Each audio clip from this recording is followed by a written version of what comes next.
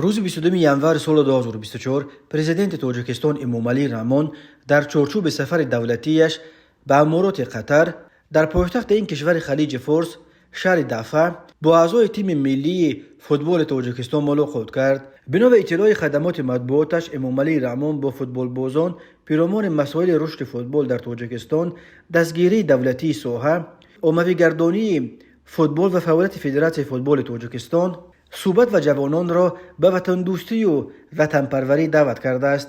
эмомалӣ раҳмон қайд кардааст ки ҷавонон ҳарчи бештар ба машқу тамрин машғул шаванд ва бо дастовардҳои арзанда парчами мамлакатро дар арсаи олам баланд бардоранд. ӯ ҳамчунин ба футболбозони тоҷик барори комёбӣ орзу кардааст. футболбозон ба навбати худ ба президент футболка бо рақами 1 тӯҳфа карда ӯро итминони хотир доданд ки барои баланд бардоштани обрӯи тоҷикистон аз худ дариғ нахоҳанд дошт. ёдовар мешавем ки дастаи мунтахаби тоҷикистон оид ба футбол нахустин маротиба дар марҳалаи ниҳоии ҷоми осиё иштирок менамояд. ин мусобиқот дар қатар баргузор мешавад. то имрӯз дастаи мунтахаби тоҷикистон дар доираи ҷоми осиё 2023 дар гурӯҳи А 2 бозӣ анҷом дода бо чин бо ҳисоби 0-0 мусовӣ кард, вале аз тими қатар бо ҳисоби 0-1 шикаст хӯрд.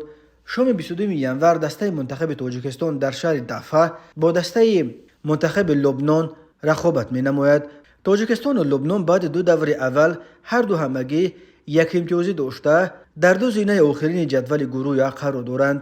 тоҷикистон дар сурати пирӯзӣ барои роҳ ёфтан ба марҳалаи баъдии ҷоми осиё шонс ба даст меорад, вале дар сурати бохт ва ҳатто мусовӣ тими тоҷикистон пеш аз муҳлат ҷоми осиёро тарк карда ба душанбе бархоҳад гашт. сармураббии тими миллӣ Петер Шегард ба ин далел бозии сарнавиштсоз бо Лубнонро ҳамсанги финали ҷоми осиё номида ва гуфт футболбозони тоҷик тамоми талошро хоҳанд кард то аз рақобат бо сари баланд ва бо пирӯзӣ берун биёянд.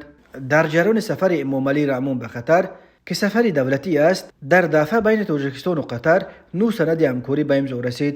эмомалӣ раҳмон ҳамчунин дар мулоқот бо доираҳои сармоягузории қатар хабар дод ки тоҷикистон барои шаҳрвандони қатар ба муддати то 30 рӯз низоми бидуни раводид ҷорӣ кардааст.